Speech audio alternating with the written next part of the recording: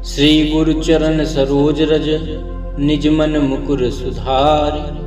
बरनउँ रघुवर विमल जसु जो दायक फल चारि। श्री राम सीताराम सीताराम सीताराम। आज के इस वीडियो में हम और आप भगवान श्री रामचंद्र जी के जीवन चरित्र से 7 ऐसी सीख लेने वाले हैं जो इस ब्रह्मांड के हर एक प्राणी को अवश्य पता होना चाहिए, क्योंकि हमारे पूर्वज कहा करते थे कि श्री रामचंद्र जी के इन्हीं 7 चरित्र के बारे में सुनने या समझने मात्र से ही प्राणी के जीवन की सभी समस्याएं जैसे काम, क्रोध, मोह, लोभ, मद और मत्सर ये सभी जलकर भस्म हो जाते हैं और उस प्राणी के जीवन में सर्वदा मंगल ही मंगल होता है। और इन 7 बातों को जानकर इंसान अपने जीवन में हर संभव चीज को प्राप्त कर सकता है। तो चलिए बिना देर किए हम और आप भगवान श्री रामचंद्र जी के जीवन से उन 7 चरित्र को जानते हैं जो हमारे और आपके जीवन में बहुत काम आएंगे। भगवान श्री रामचंद्र जी के जीवन चरित्र की पहली सीख, जीवन में हर हाल में खुश रहने का स्वभाव बनाइए। जब भगवान श्री राम को पता चलता है कि सुबह मुझे वन में जाना है तो प्रसन्न हो गए और माँ कौशल्या के पास गए। माँ कौशल्या राम जी को देखकर रोने लगी। तब राम जी ने माँ कौशल्या को समझाया कि माँ, पिताजी ने मेरे साथ बिल्कुल सही किया है। माँ आश्चर्य में पड़ गई कि राम जी ये क्या बोल रहे हैं। फिर राम जी ने कौशल्या माँ से कहा, माँ, पिताजी ने धर्म का विचार कर लिया है। माँ, पहले आप मुझे ये बताइए कि जंगल बड़ा है या अयोध्या। माँ ने कहा, जंगल। प्रभु राम ने कहा, इसीलिए माँ मैं कह रहा हूँ, पिताजी ने मेरे बड़े होने की वजह से मुझे जंगल का राजा बना दिया और भरत छोटा है इसलिए भरत को अयोध्या का राजा बना दिया। दोस्तों, यहाँ सीखने योग्य बात है कि जीवन में जब कभी भी कोई विपत्ति आए तो उसमें अपना धैर्य ना खोएं। उस विपत्ति या परेशानी को एक अवसर के रूप में देखें। उस विपत्ति के पीछे छुपे हुए अवसर को पहचान कर अपने आप को खुश रखें। भगवान श्री रामचंद्र जी के चरित्र की दूसरी सीख, आप अपने जीवन में जब भी कोई कार्य करिए अपने श्रेष्ठ से पूछकर करिए या कहने पर करिए।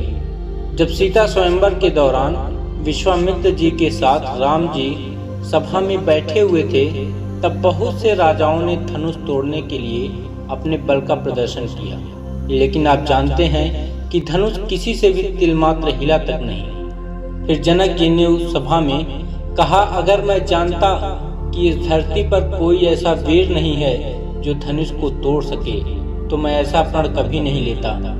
यह धरती वीरों से रिक्त है, आज मुझे ये पता चल गया। इतना सुनने के बाद भी राम जी धनुष तोड़ने के लिए नहीं उठे। इसके बाद विश्वामित्र जी ने राम जी से कहा, जाकर धनुष को तोड़िए। फिर रामचंद्र जी अपनी जगह से उठकर विश्वामित्र जी का आशीर्वाद लिए। उसके बाद धनुष तोड़ने के लिए गए और धनुष को तोड़ दिया। दोस्तों, आप जब भी कुछ करिए अपने से बड़ों का आशीर्वाद लेकर ही करिए, क्योंकि जब आप अपने बड़ों का आशीर्वाद लेकर कोई काम करते हैं तो आप अकेले नहीं होते हैं, आपके साथ आपके बड़ों का आशीर्वाद भी होता है। और याद रखिए, जब आपके ऊपर आपके श्रेष्ठ का आशीर्वाद होगा तो आप असंभव को भी संभव बना सकते हैं। श्री रामचंद्र जी के चरित्र की तीसरी सीख, अपने जात पात के बंधन से मुक्त होकर इंसान का आदर करने का स्वभाव बनाएं।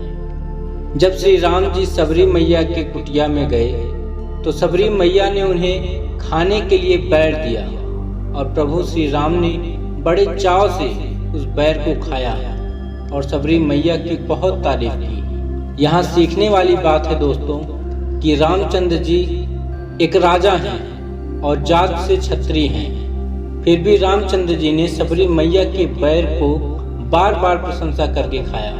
और कुछ लोग तो यहाँ तक कहते हैं कि रामचंद्र जी ने सबरी मैया के जूठे बैर खाए हैं। इस बात में कितनी सच्चाई है ये तो मैं नहीं जानता, लेकिन रामचंद्र जी के इस चरित्र से हमें सीख लेना चाहिए कि कोई भी जात से बड़ा नहीं होता, इंसान अपने कर्म से और विचार से बड़ा होता है। इसलिए इस दुनिया में जिससे भी आप व्यवहार करिए, जात पात के भेदभाव से मुक्त होकर व्यवहार करिए। रामायण से सीखने योग्य चौथी बात जो हम भरत भैया से सीख सकते हैं। भरत जी हमें सिखाते हैं कि एक भाई का दूसरे भाई के लिए कितना प्रेम होना चाहिए। अगर भाई के हक का सर्वस्व ही आपको क्यों ना मिल रहा हो तो उसे ठुकरा देना चाहिए। भरत जी हमें सिखाते हैं कि भाई से भाई का बंटवारा संपत्ति का नहीं बल्कि विपत्ति का बंटवारा होना चाहिए। लेकिन आजकल 90% घरों में हम आए दिन देखते हैं भाई से भाई का झगड़ा सिर्फ और सिर्फ संपत्ति को लेकर होता है। लेकिन भरत जी ने अपने भाई के लिए राज सत्ता का त्याग करके एक सेवक की तरह 14 वर्षों तक राज्य का कार्यभार संभाला था। फिर 14 वर्षों के बाद जब रामचंद्र जी अयोध्या वापस आए थे तो भरत जी ने अपने भाई श्री रामचंद्र जी को राज सत्ता सौंप दिया था। दोस्तों, आप भी भरत जी के इस चरित्र से यह सीख जरूर लीजिए कि जीवन में जब कभी भी आपके भाई का हक आपको मिल रहा हो उसे ठुकरा दीजिए। अगर आपको आपके भाई से बंटवारा करना ही है तो विपत्ति का बंटवारा कीजिए, संपत्ति का नहीं। रामायण से सीखने वाली पांचवी सीख, अपने माता पिता के वचन में प्रेम करना सीखिए। जब माता कैकेयी ने राजा दशरथ जी से प्रभु श्री रामचंद्र जी के लिए 14 वर्ष का वनवास मांगा और भरत जी के लिए राज सत्ता, तो राजा दशरथ ना चाहते हुए भी रामचंद्र जी को वन जाने के लिए कह देते हैं और श्री रामचंद्र जी बिना उनके बात का विरोध किए खुशी खुशी 14 वर्षों के लिए वन चले गए। राम जी अपने माता पिता के वचन में प्रेम करते थे, इसलिए उन्होंने खुशी खुशी वनवास स्वीकार कर लिया। दोस्तों, यहाँ सीखने वाली बात है कि हमें अपने माता पिता के चरणों में नहीं बल्कि वचन में प्रेम करना चाहिए, क्योंकि चरण में प्रेम करना आसान है। सुबह उठकर माता पिता का पैर छू लीजिए, ये तो चरण में प्रेम हो गया, लेकिन वचन में प्रेम कर पाना बहुत ही मुश्किल है। ये इतना आसान नहीं है, क्योंकि जब आप अपने माता पिता के वचन में प्रेम करेंगे तो आपको उनके हर बात को मानना पड़ेगा, उनके कथनानुसार आपको चलना पड़ेगा। इसलिए वचन में प्रेम करना इतना आसान नहीं है। लेकिन मैं फिर भी आपसे ये आग्रह करता हूँ, जो इंसान अपने माता पिता के वचन में प्रेम कर रहा है उससे भाग्यशाली इस दुनिया में कोई और नहीं है। रामायण से सीखने वाली छठवीं सीख, हमें कभी भी किसी चीज का अभिमान नहीं करना चाहिए। रामायण में आप जानते हैं कि रावण का अंत क्यों हुआ। रावण बहुत बड़ा ज्ञानी था, उसके पास बहुत ज्ञान था, लेकिन रावण के अंदर अभिमान भी था, वो अहंकारी था, इसलिए मारा गया। अगर रावण के अंदर अहंकार नहीं होता तो राम जी ने जब अंगद को शांत दूत बनाकर भेजा था कि जाओ रावण से कह दो सीता को वापस कर दे और शरण में आ जाए, मैं उसे माफ कर दूंगा। लेकिन रावण अपने अहंकार में चूर था, इसलिए उसने समझौते को नहीं बल्कि युद्ध को चुना और उसी अहंकार के चलते रावण मारा गया। दोस्तों, जीवन में आप कितने ही बड़े क्यों न बन जाओ, लेकिन कभी भी अपने अंदर अभिमान को मत आने देना, क्योंकि इंसान का अभिमान ही उसे पतन की ओर ले जाता है, जिसका उदाहरण रावण स्वयं है। रामायण से सीखने वाली सातवीं सीख जो हम हनुमान जी से सीख सकते हैं। जब हनुमान जी माता सीता का पता लगाने के लिए लंका जा रहे थे, तब हनुमान जी के बल बुद्धि का परीक्षण करने के लिए देवताओं ने सुरसा को भेजा था। हनुमान जी ने बड़ी सूझबूझ से सुरसा से अपना पीछा छुड़ाया था।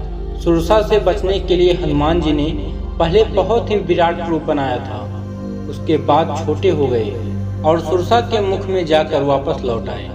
यहाँ हनुमान जी हमें ये सिखाते हैं कि जीवन में जब आपको लगे कि आपका काम बल दिखाकर ही पूरा होगा तो अपने बल का प्रदर्शन करिए।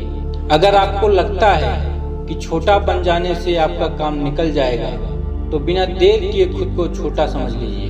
दोस्तों, आज की इस दुनिया में हम देख रहे हैं कि कोई अपने आप को किसी से कम नहीं समझता है और इसी कारण से हर वो आदमी बर्बाद हो रहा है जो ये मानकर चल रहा है कि जो भी हूँ मैं ही हूँ।